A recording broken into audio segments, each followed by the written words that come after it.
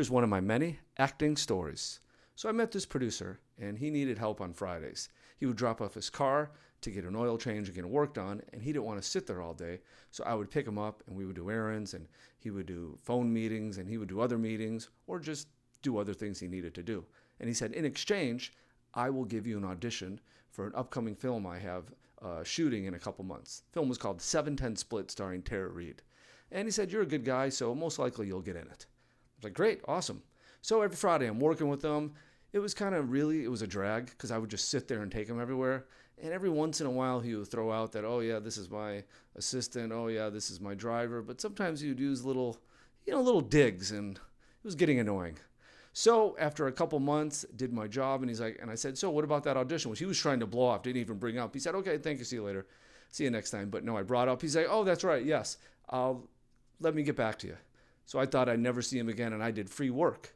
But a couple days later, he said, oh, you got an audition. It's in Santa Monica on Santa Monica Boulevard. Go to this address at this time.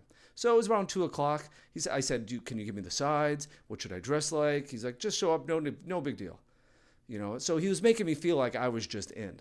So I go there, I check in. Oh, so here you go, Lorenzo Leonard. He's like, oh, that's right. Have a seat. You'll be up in a second. Brings me in, and I'm waiting in the room. The casting director does this. Whenever you're ready. I said, well, I don't know what's going on. You're auditioning for the fat guy.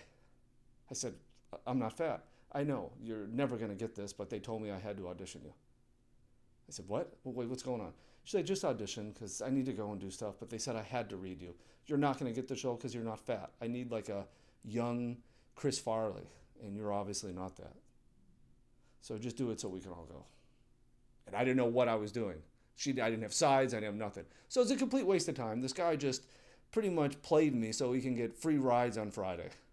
So it just made, because I was so anxious, I wanted so much to meet someone and let them give me a chance that I was, I guess in a way, willing to belittle myself and thinking, oh, that's my big break. If I don't do it, I'll never get a big break. And I realized, F that.